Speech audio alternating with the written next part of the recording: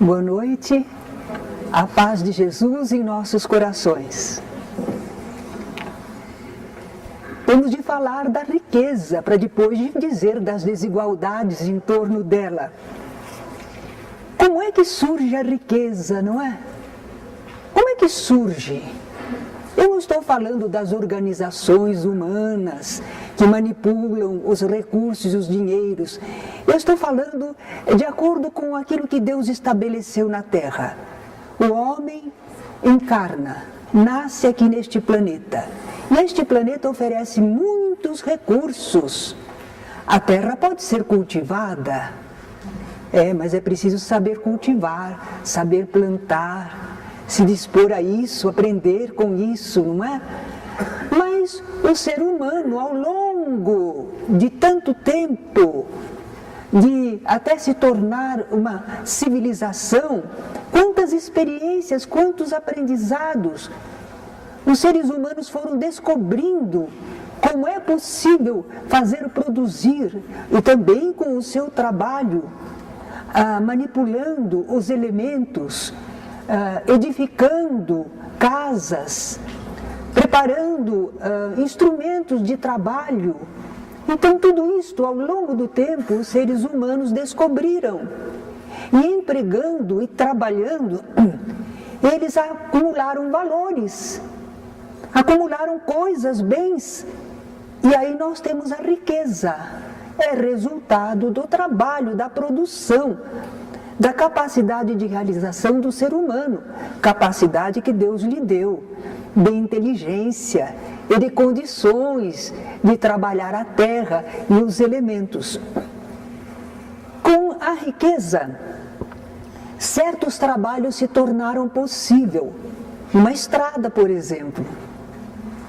Os caminhos eram difíceis, mas o homem descobriu como fazer estradas. E fazendo as estradas, circularam mais as mercadorias e as pessoas se congraçaram.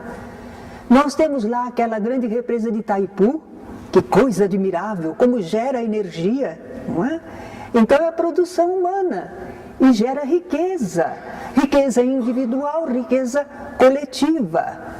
A ciência, por exemplo, como é que ela pode fazer pesquisa se não tiver as substâncias, se não dispuser de tempo? Pessoas que se dedicam à ciência, às pesquisas, mas elas precisam ser remuneradas, terem assegurado o seu ganha-pão. Então nós vemos que sempre é preciso que haja a riqueza e ela sendo aplicada para produzir mais recursos, uma vida mais confortável, eliminarmos certas doenças, favorecermos a nossa movimentação. Tudo isto resulta do trabalho da criatura humana. E sem riqueza não se faz.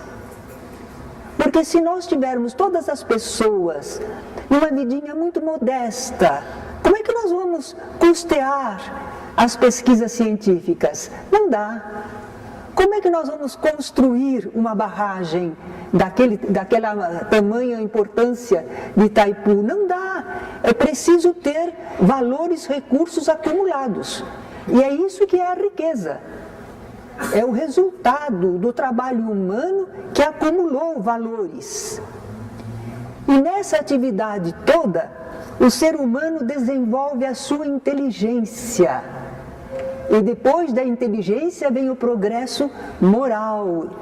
Então nós vemos que o trabalho gera riqueza e realmente a riqueza também enseja novas oportunidades de trabalhos mais aperfeiçoados, mais difíceis, que dependem de valores acumulados.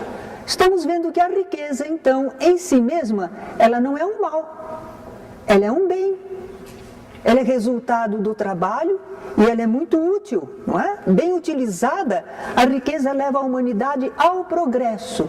Progresso material, intelectual e moral. Pois é.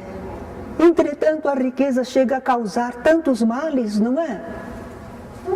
Assassinatos, herdeiros que para terem a herança, não é? matam aqueles seus ancestrais, um avô, uma avózinha, para ficar com a riqueza. A riqueza exacerba más paixões por ter tido dinheiro, ele representa poder, e a pessoa não precisa trabalhar, é só gozar a vida se ela não tem uma compreensão maior. Então, a riqueza causa muitos males, mas porque o homem abusa da riqueza. Nós estamos num planeta de provas e de expiações, os espíritos que estão encarnados aqui não são muito evoluídos, não são muito esclarecidos, é mais ignorância. Então não diríamos que é maldade, na grande maioria é ignorância mesmo. Age erradamente, porque não entende o objetivo divino, a programação divina. Mas a riqueza não é um mal em si mesma. E compete ao ser humano fazê-la produzir bem, em favor de todos.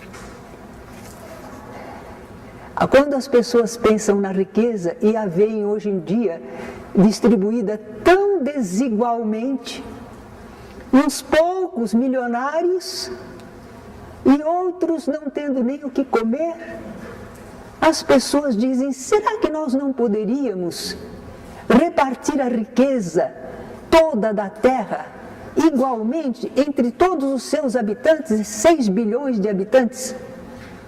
Um pouco para cada um. Não daria para todos? Ficaria uma parcela mínima para cada um. Recurso insuficiente para grandes trabalhos, aí era só marca-passo. Não se poderia fazer mais nada. O homem comum, ele não se sentiria estimulado a trabalhar. Não criticando, mas a gente sabe que por causa da bolsa, família, eu não sei o que, tem muita gente que vive disso e não quer trabalhar. Para que eu vou trabalhar? Eu já estou ganhando aquele tantinho que preciso para viver. Então talvez muita gente não se dispusesse ao trabalho. E não adiantaria distribuir igualmente para todos. Daí a um tempinho já estaria tudo diferente. Mas isso é claro, porque as pessoas não são igualmente inteligentes, ativas, laboriosas e previdentes. Não gastaria tudo logo. Não esperaria. Eu estou com esse dinheiro na mão, ele não sabe controlar, gasta tudo. Se vai ter fome nos outros dias, ele não quer nem pensar. Ele não pensa. Então nós vemos que alguns saberiam distribuir, produzir o que fosse possível. E quando chegasse no fim do mês, uns estariam miseráveis e outros já estariam um pouquinho mais ricos. É a capacidade de cada um. Não adiantaria tentar uma divisão igualzinha para todos. Vamos então ver o que o Espiritismo lança de luzes a esse respeito, não é? Porque é uma questão social que a gente vê, mas diz respeito à vida humana. Então vamos ver lá o enfoque espírita. Aprendemos com a doutrina espírita que a desigualdade das riquezas não se soluciona se nós considerarmos apenas a vida corpórea atual. Todo o enfoque do Espiritismo não vai se limitar a esta vida, mas a nossa natureza de filhos de Deus, seres espirituais, imortais, que reencarnam e progridem. Então, se olhar só esta vida corpórea, uma existência, não resolve o problema. Ninguém resolve o problema. Nós precisamos das experiências da vida corpórea para progredir. Agora, olhando do ponto de vista espiritual, nós estamos aqui para progredir. E as experiências da vida corpórea, olha, uma delas é aprender a produzir a riqueza, com ela trabalhar acertadamente. Ser econômico, ser previdente, mas não ser mão fechada. Saber quando utilizar, para que utilizar, não é? Então nós estamos aprendendo. a ter e a deixar de ter e como trabalhar com o que se tem. Nós temos oportunidade para isso através das reencarnações. Estamos aprendendo, mesmo os selvagens, que nós dizemos, como é que eles vão fazer riqueza? Mas entre eles também tem aqueles que possuem mais do que outros, não é? Então nós estamos aprendendo a lidar através do trabalho e do senso de aplicação das coisas. Nós estamos aprendendo. Agora é interessante, Deus sabe, né? Deus é sábio, bondoso. Então Ele sabe que a criatura humana, se nós deixarmos só pela vontade dela, aqueles que são capazes de produzir e segurar e dominar, eles vão fazer isso. Sempre, sempre, sempre. Numa encarnação até fazem, mas em 2, 3 não fazem não. Porque Deus concentra a riqueza em certos pontos, mas é para daí se expandir conforme as necessidades. Então, o plano divino não é que a riqueza fique longo tempo improdutiva, inclusive nas mãos de quem não a sabe utilizar. É preciso cada um ir tendo oportunidade de lidar com a riqueza. Então Deus desloca a riqueza. Desloca na presente encarnação, né, através de desastres, de problemas, de situações no campo financeiro. Ele desloca, como desloca através das reencarnações. A gente experimenta a riqueza e depois, não, uma outra encarnação sem a riqueza. Às vezes nasce em berço de ouro, vamos ver como é que se comporta, e na outra encarnação, não, vai ter que trabalhar bastante a vida inteira, não é? Porque Deus está deslocando a riqueza, para que todos tenham oportunidade, para que ela não fique parada na mão de alguém que não sabe produzir, não sabe aplicá-la em favor de todos. Mas por enquanto, na Terra, a riqueza é para poucos. A maioria luta para sobreviver ou enfrenta a miséria. Ao que se deve isso? Essa má distribuição da riqueza? Ao materialismo e egoísmo que ainda dominam os habitantes da Terra. Materialismo e egoísmo, que em algumas pessoas nós achamos evidente, porque eles estão ricos, porque eles não fazem nada pelos carentes, porque eles não pensam no semelhante, podiam fazer tanto bem, mas nós às vezes temos condições e não fazemos pelos outros também. Nós somos materialistas, às vezes no pouco que temos, e egoístas no pouco que temos. Olha a época do frio agora. Tem as campanhas para doar agasalhos. Tem gente dormindo pelas calçadas, no frio. Então, às vezes a gente não pensa nisso. Não é por maldade, a gente às vezes tem. Não temos muitos agasalhos, mas temos algum lá que já está mais velhinho, não é? Mas serve para alguém. Mesmo esse mais velhinho, às vezes a gente ainda segura e fica com pena de dar, não é? Então, materialismo e egoísmo dominam no planeta. Essa é uma das razões. Poderia haver uma partilha melhor. Felizmente, já está havendo uma compreensão, né, na humanidade. Já está havendo esse sentido de solidariedade. Estamos partilhando um pouquinho melhor. E outro fator não é o materialismo e egoísmo. É não saber produzir riquezas, ou não querermos nos esforçar por isso. Eu poderia, mas para quê? É muito trabalho. Eu vivo assim mesmo. Nesse sentido, às vezes a pessoa podia progredir, produzir riqueza, mas ela se acomoda, não é? Ou então ela não sabe. Ela tenta criar riqueza, mas ela não sabe como produzir, como aproveitar as oportunidades, como perceber o interesse de alguém por comprar determinado artigo.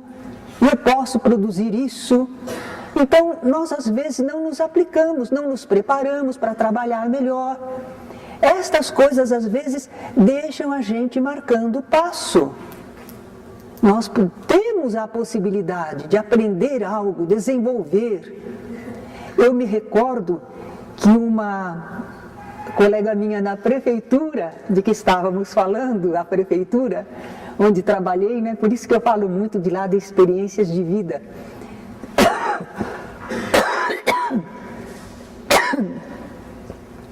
Mas uma companheira, ela não gostava muito do trabalho burocrático, de um escritório, de uma repartição pública. Mas era o que ela podia fazer. Mas ela gostava muito de artesanato. E ela, nas suas horas vagas, procurou se dedicar ao artesanato, fez algumas aulas com professoras, e ela foi criando as coisas para seu gosto. E começou a presentear amigas. As amigas gostavam, achavam bonito. Ah, faz um para mim. E começaram a encomendar. Dentro de uns 2, 3 anos, ela mudou de vida. Disse, não vou ficar aqui, não dependo daqui. Vou viver daquilo que eu gosto de fazer, artesanato. Era criativa, aprendeu a fazer, encontrou um caminho novo. Então, às vezes, nós não percebemos isso. Não sabemos produzir riquezas. Ou não queremos nos esforçar para isso. Então marcamos passo também.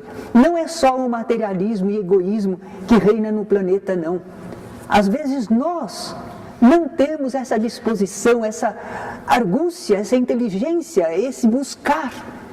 Como pode? O que poderia fazer? O que existe no mercado? Então, isso também representa um esforço nosso, um merecimento nosso para progredirmos. Se a riqueza na terra fosse fácil para todos, o que é que aconteceria? A maioria das pessoas não pensaria em trabalhar, nem estudar, mas somente gozar a vida. É esse o programa divino? Então Deus deixa um pouco na carência, que é para a pessoa se mexer. Não pode oferecer tudo, porque a criatura infelizmente não vai entender. Isso não traz progresso para o espírito, deixá-la acomodada, sem nenhuma necessidade. Há um ditado popular que diz assim, que a necessidade é a mãe do engenho.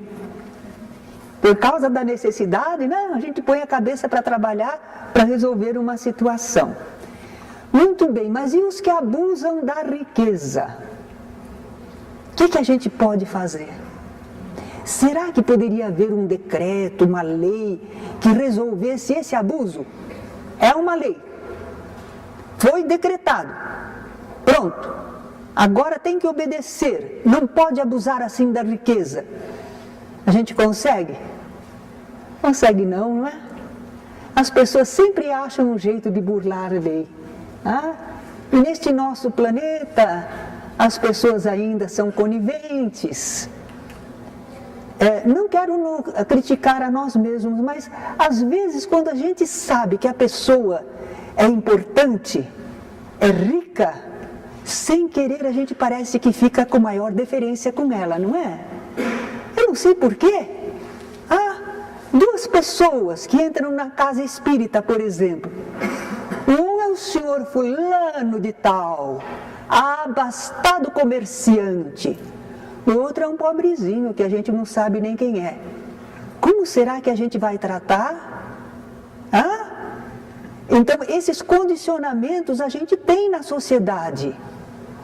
E nós, às vezes, favorecemos, destacamos, ajudamos a que isso continue, não é? Decretos ou leis não vão resolver. Não resolvem o problema da criminalidade, não resolvem o problema dos abusos no campo da riqueza. Somente vão cessar esses abusos quando os homens se regerem pela lei da caridade, do amor ao próximo. Jesus foi um grande mestre. Eles tinham uma equipe de espíritos admiráveis trabalhando com ele. Poderoso era Jesus. E ele veio para nos orientar, para ajudar a humanidade, para abrir um caminho melhor para a humanidade. E ele foi para o campo das finanças, o campo da política, o campo do... Não, ele escolheu ser mestre, trabalhar com as mentes. Porque se as pessoas entenderem como funciona o universo, quem nós somos, de onde viemos, porque estamos aqui, como devemos agir, se a pessoa entender, ela começa a produzir o bem e a evitar o mal. Não tem outro caminho, é a educação. É a educação, fazer a pessoa entender e tirar de dentro dela o que ela tem de bom, o que ela pode fazer de bom, não é? Então, esse é o caminho. E nós devemos trabalhar nele. A casa espírita trabalha nesse campo. Instrução, orientação, socorro também para os necessitados, é claro. Não vamos ficar assim sem sentir, insensíveis ao sofrimento daqueles que estão mais carentes. Mas a gente sabe que isto não resolve o problema humano, as limitações, mas buscar tudo que ela puder realizar de bom. A Terra está evoluindo, quer dizer, os seus habitantes estão evoluindo intelectual e moralmente. Então nós podemos prever, e podemos prever com certeza, que a miséria ou riqueza excessiva vão terminar. O problema de quando depende de nós. Mas que vai terminar, vai. Porque cada um de nós está começando a entender. Isto vai se espalhar na humanidade toda. Às vezes isso é feito até por um processo sábio, divino. Porque às vezes as grandes nações não querem pensar nos outros. Mas como é um planeta só e as coisas acabam repercutindo e refletindo para eles mesmos, eles também vão ter que rever a sua programação, não é? Eles estavam dizendo hoje na televisão que aqueles furacões que costumavam acontecer no Atlântico Norte, que afetavam os Estados Unidos, mas eram 2 ou 3 graves por ano, mas agora, com a modificação do efeito estufa e tudo mais, que eles não queriam se mexer a respeito, mas eles estão prevendo que vem grandes furacões destruidores por causa desta alteração. Então eles têm que pensar, e têm que se modificar. Então são planejamentos divinos que vão fazer as grandes nações. O que são as grandes nações? São grupos de seres humanos que pensam, que sentem. E eles também vão entender, vão sentir. Ainda que seja por um interesse material, eles vão sentir que não podem continuar abusando dessa maneira. Que tem que concorrer para o bem geral, que reflete para eles igualmente. Então esses extremos, miséria ou riqueza excessiva, serão corrigidos pela melhor produção e distribuição dos recursos. Não estamos sonhando, não. Isso não é utopia, não. É o progresso. Olhando a longo prazo, nós vemos que isso vai acontecer. Mas apesar desse futuro promissor, a verdade é que sempre haverá pessoas com menos aptidões e recursos. Interessante. Por quê? Pensa que vai ficar tudo igualzinho? Não vai. Nós já vimos a diferença de atividade, de capacidade, de empreendimento. Não vai ficar absolutamente igualzinho, não vai ficar. Mas os extremos de riqueza ou de miséria, esses é que vão desaparecer. Jesus disse certa vez: os pobres sempre os tereis convosco. Sabem por que ele falou isto? Porque uma mulher veio para derramar um bálsamo muito caro sobre Jesus, na sua expressão de amor, de devotamento, a mulher fez isto. Mas entre os próprios discípulos de Jesus, eles começaram a dizer, mas que desperdício! Isso poderia ser vendido e dado para os pobres? E Jesus diz assim, não pensem assim, essa mulher fez uma boa obra. Ela me ungiu para a minha morte. Estava próximo realmente a desencarnação de Jesus, o seu sacrifício. Mas os discípulos não sabiam.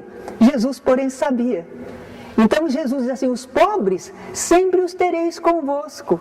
Mas ele iria partir, não é? Onde ao longo do tempo sempre será contado o que ela fez, disse Jesus, e é verdade. Até hoje a gente relembra a atitude dessa mulher, não é? Então os pobres, no sentido assim de não tão abastados quanto outros, sempre existirão. Sem falar de política propriamente, mas apenas para mostrar os sonhos que a humanidade teve, não é? O comunismo parecia que ia repartir igualzinho para todo mundo. Repartiu? É a criatura humana. Até a gente brincava a dizer assim, a pessoa gosta do comunismo. No seguinte sentido, não estamos falando de política não, estamos analisando a criatura humana nas situações da vida. Vejam bem.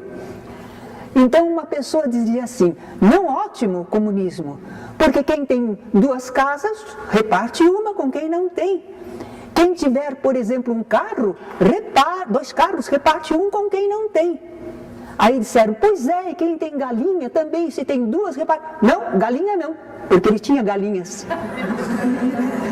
Enquanto era para repartir o dos outros, mas quando era do dele, não. Não é? Isso é típico da pessoa. O idealismo da pessoa é enquanto não afeta o seu materialismo, o seu egoísmo. Não é? Então aqueles que às vezes podia ser um sonho de uma melhora na humanidade, de mais igualdade, não é? Mas a criatura humana assume os poderes e de novo assambarca e oprime novamente, não é? Não é assim que vamos resolver, não, o problema das desigualdades da riqueza. Agora, vejamos espiritualmente. Por que passamos por riqueza e pobreza neste mundo? Como todas as provas que este planeta nos enseja. É para nós sermos testados intelectual e moralmente. Às vezes são situações de resgate, mas a grande maioria são testes, experiências, aprendizados. Muito bem, riqueza e pobreza. Qual será a prova mais difícil? Nós vamos debater aqui e não vamos chegar a nenhuma conclusão, porque há argumentos dos 2 lados.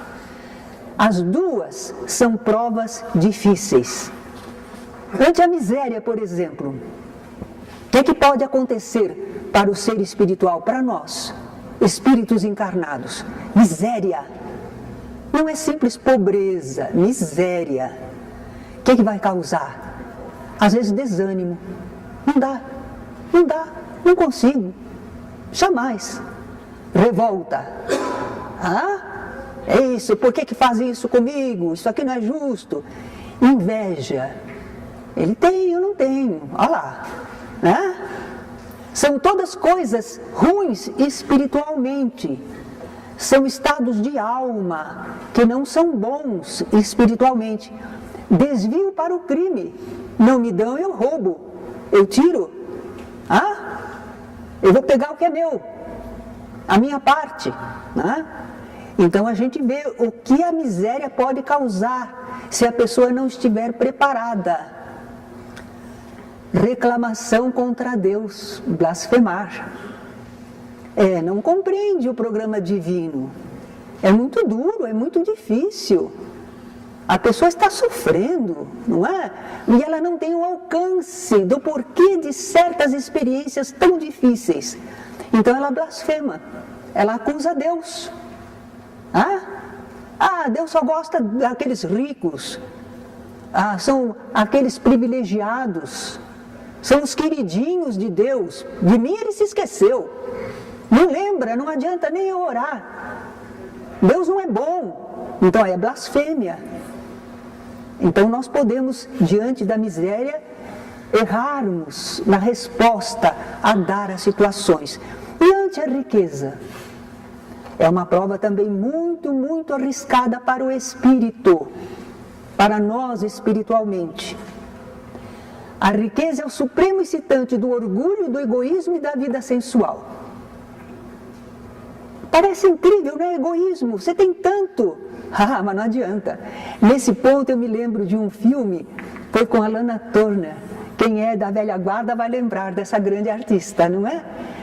Ela era, no filme, ela era uma jovem rica. E muitos pretendentes, e muitos deles eram ricos. Havia um que era riquíssimo e queria casar com ela. E ela não estava aceitando, estava prolongando a situação. E uma amiga perguntou, mas por que você não casa com ele? Ele é tão rico quanto você. Ela disse, quando eu era menina, eu tinha umas bolinhas de gude, eu ia jogar bolinha de gude com os meninos também, e um dos meninos tinha bolinha de gude tantas quanto eu, mas eles queriam as minhas também. Ele não se contentava com as dele, ele queria as minhas também. Então ela pensava, ele é rico, mas ele pode querer a minha riqueza também. E não acontece mesmo isso, não é? A pessoa sambarca tudo. Agora vejam, por que eu estou contando esse episódio singelinho? Pensem nessa mulher. Ela quer amar e ser amada. Mas a riqueza dela não enseja que ela confie que ela está sendo amada por ela mesma. É a riqueza dela. Já pensaram nessa dor? Pensem nisso a respeito de todos os ricos. Porque muita gente se aproxima dos ricos, mas a grande maioria tem interesse. Bajula, agrada, mas no fundo está querendo alguma coisa.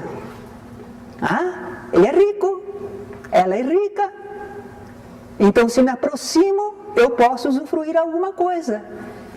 Alguém que gosta das sensações do mundo, se aproxima de alguém rico e começa a sugerir, oferece, conhece não sei o que, podemos ir em tal lugar, porque ele vai junto, ele usufrui junto, mas estimula ao gozo dos sentidos, a atividades erradas.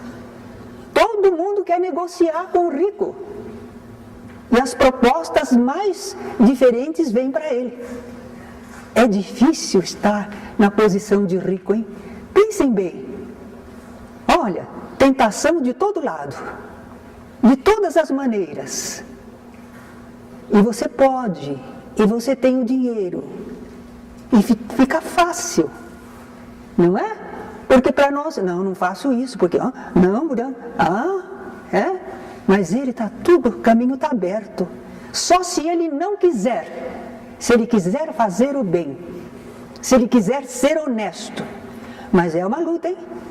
Porque o pessoal à volta, os estímulos são enormes. Então, vejam bem, por causa da riqueza, muitos prejudicaram sua felicidade na vida futura. Por causa da riqueza, e nós invejando os ricos, hein? Nós não pensamos bem. Jesus disse no Evangelho, como é difícil entrar um rico no reino dos céus. Ele falou isso porque ele se compadeceu de um jovem que cumpria já os mandamentos, mas queria herdar a vida espiritual, alcançar maior espiritualidade. Jesus disse, se queres ser perfeito, vende tudo que tens, dá-o aos pobres, e aí você vem e segue-me. E o jovem não conseguiu, não passou por esse desafio, não é? Então foi aí que Jesus disse, como é difícil entrar um rico no reino dos céus. É mais fácil passar um camelo pelo fundo de uma agulha do que um rico se salvar. Essa expressão às vezes parece forte, né? Um camelo pelo fundo de uma agulha, que comparação. Mas dizem que o camelo não era o animal era uma corda feita de pelo de camelo. Então aquela corda, Jesus teria dito, é mais fácil passar uma corda pelo fundo de uma agulha do que um rico entrar no reino dos céus.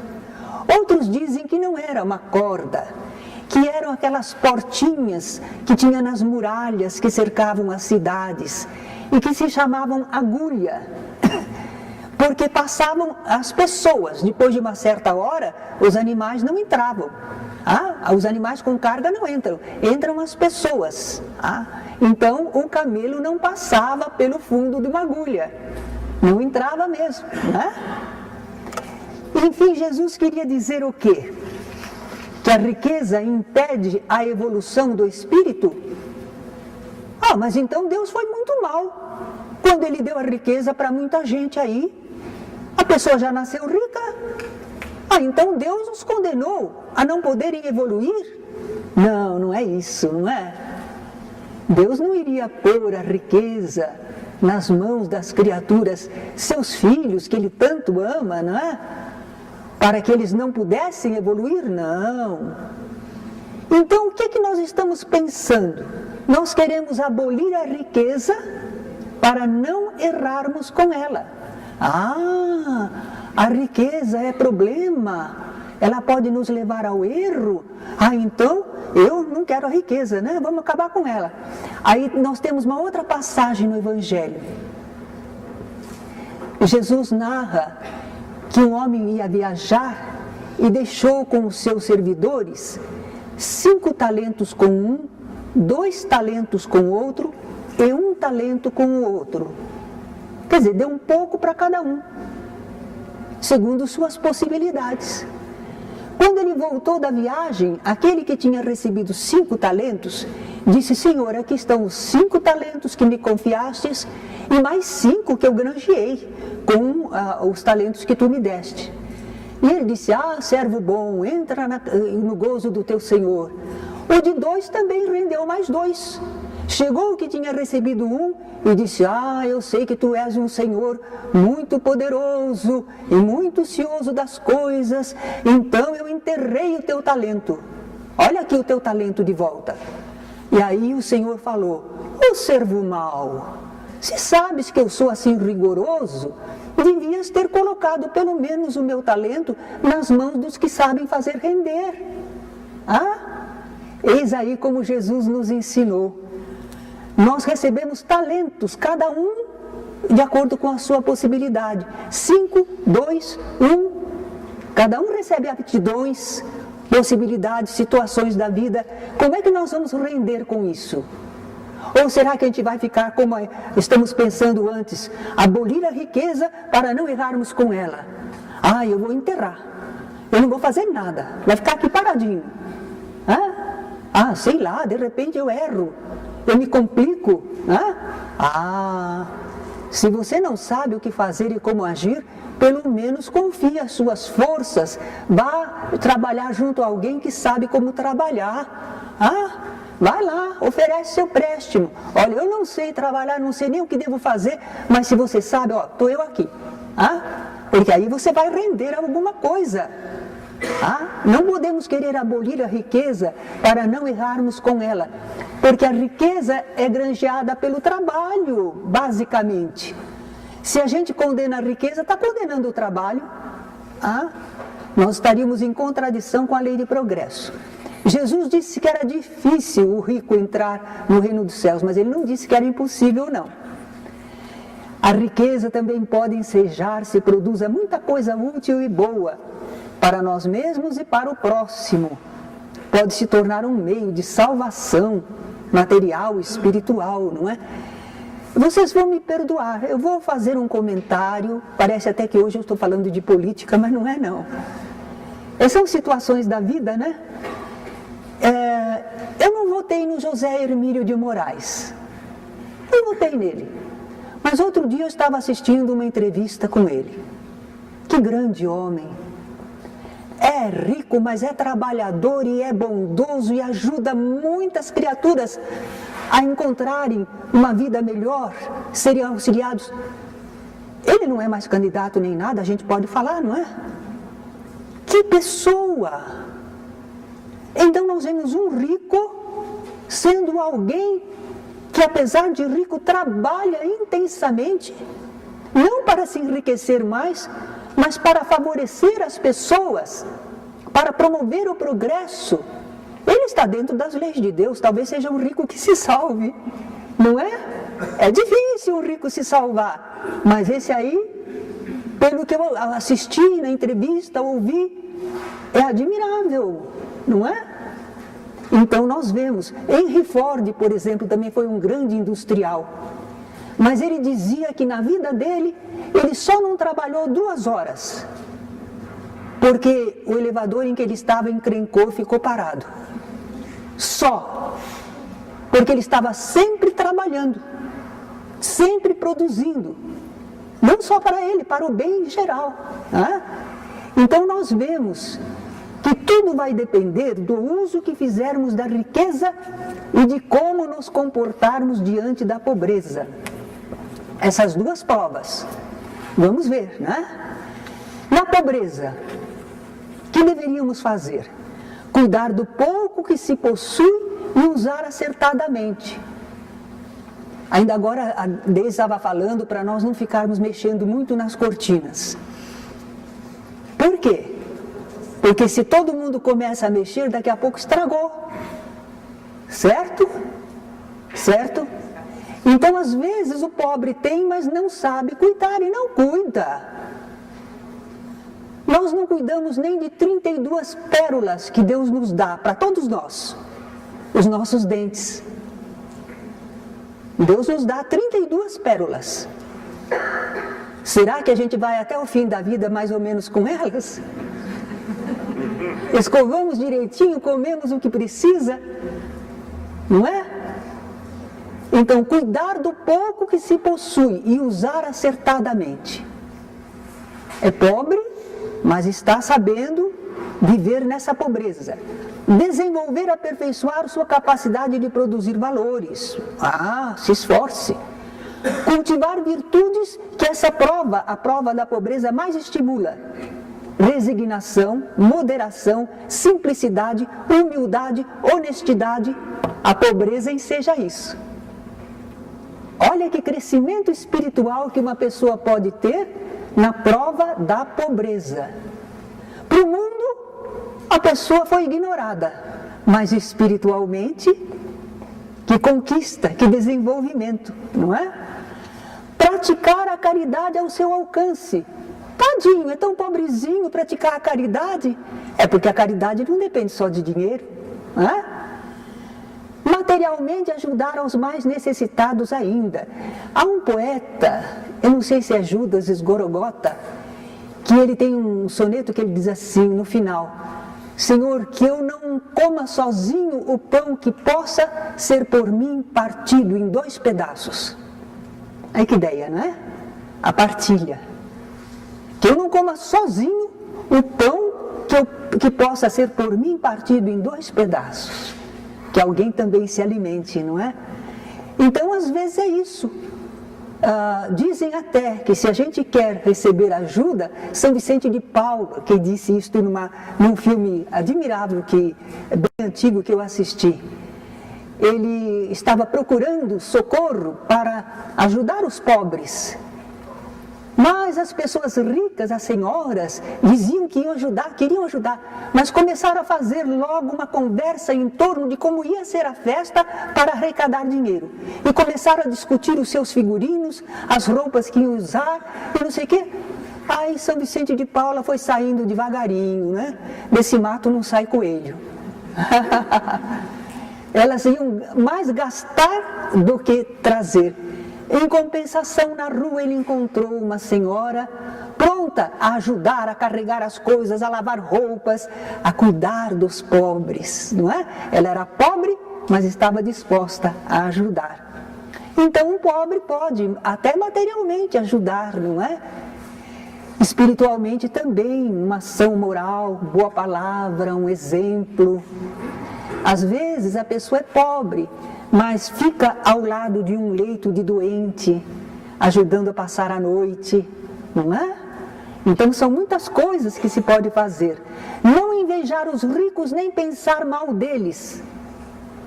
Olha, mais um teste, não é? Quem está na pobreza. Lembrar que eles estão sendo duramente testados, merecem compaixão e ajuda se estiverem errando, e apoio e respeito se estiverem acertando. Essa é a atitude. Agora vamos ver na riqueza. Como é que deveríamos nos comportar? Primeira coisa, lembrar que quem é o verdadeiro Senhor de todos os bens da vida é Deus, não somos nós. Nós somos apenas mordomos. Jesus falou isso no Evangelho. Nós estamos cuidando dos bens do Senhor. Ele nos confiou por algum tempo, não é? Mas nós temos que prestar contas de tudo ao final da existência. Enquanto nós cuidamos dos bens do Senhor, nós usufruímos deles. Mas não são nossos, não nos enganemos. Não é? Cuidado para não cair no orgulho, na inércia, no egoísmo ou nos excessos do gozo material. Que Deus abençoe os ricos, não é? Que Deus os inspire para o bem, que os fortaleça. O rico tem mais tempo e recursos do que o pobre. Então isso está dizendo para o rico que ele precisa estudar mais e concorrer para o progresso dos seus semelhantes. Ele pode, ele tem o tempo. O pobre às vezes está trabalhando o dia todo e até tarde da noite, não pode estudar, não tem dinheiro, mas ele tem. Então ele pode fazer grandes estudos, se aperfeiçoar para servir a humanidade, né? Prestar todos os benefícios possíveis com os bens que recebeu, não desperdiçar, nem deixar sem utilidade para ninguém. Nossa, ele é rico, está pensando, fica contando as migalhinhas. Não, mas não é para desperdiçar. Há uma historinha através do Chico Xavier, que uma freirinha, quando ela viveu a vida trabalhando, costurando para os pobres. Quando ela desencarnou, a cumprimentaram pelos seus valores, pela sua dedicação, mas disseram: agora, minha irmã, você precisa voltar à terra e plantar um algodoal. Eu tenho que voltar à terra, plantar um algodoal, por quê? Para compensar toda a linha desperdiçada. Fez de um lado, mas desperdiçou do outro. Então, ela ia plantar um algodoal para ela ver o valor, não é? Do fio. Não era castigo, não. Era uma educação. Então, nós às vezes desperdiçamos. Mesmo o rico, ele não deve desperdiçar. Nesse ponto aqui eu gosto sempre de lembrar um ex-prefeito antigo, Miguel Vicente Cury. No tempo dele, eu trabalhava no gabinete e um dia fui despachar na casa dele, levar os papéis lá. E ele estava despachando comigo, eu falava, ele dizia o que ia fazer, como é que era. De repente ele virou e viu um netinho dele, que tinha uma fruteira enorme, com várias bandejas assim, e a criança estava pegando uma fruta. E ele falou: se vai comer, tudo bem, mas se vai dar uma dentada e jogar aí fora, não, porque com o lixo dos ricos, muitos pobres se alimentariam. Esse homem também tinha, né, uma noção do que era justo ou não. Ele era netinho dele, ele amava o netinho. E tinha muito, mas ele não queria que desperdiçasse. Certo?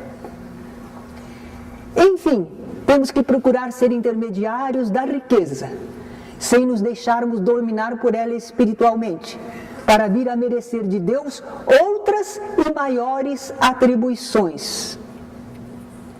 E talvez que a gente pergunte: e qual seria o melhor emprego que poderíamos dar à riqueza? Usar com amor e sabedoria. Amai-vos uns aos outros. Pronto, você já sabe o que fazer, não é? Então, quando nós pensamos nas desigualdades das riquezas à luz da doutrina espírita, nós não podemos examinar só do ponto de vista material, organização da sociedade, sistemas políticos. Não é isso, não é isso. o entendimento da criatura humana, do Filho de Deus, o que ele está enfrentando, como deve agir, ele pode produzir no benefício de todos.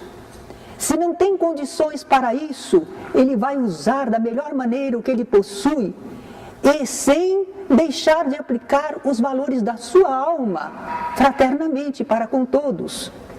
E se ele estiver na abundância e na riqueza, ele não vai se deixar desviar espiritualmente. Ele vai lembrar que ele é só mordomo. E ele vai procurar aplicar o melhor possível para quando retornar ao plano espiritual, dizer, ó Senhor, me deste 5 talentos, esse aqui mais 5 que eu granjeei, trabalhando, não é com o que me deste, não é? Que em qualquer situação da vida, pobreza ou riqueza, nós estejamos sempre equilibrados espiritualmente, ligados ao mais alto, e que a gente não se sinta humilhado, desprezado, porque temos pouco materialmente, e também não nos sintamos melhor que os outros, orgulhosamente, só porque dispomos de recursos materiais mais abundantes. Somos todos filhos de Deus, em diferentes experiências e provações. E que Deus nos abençoe para cada um de nós fazer o melhor com os talentos que lhe foram concedidos.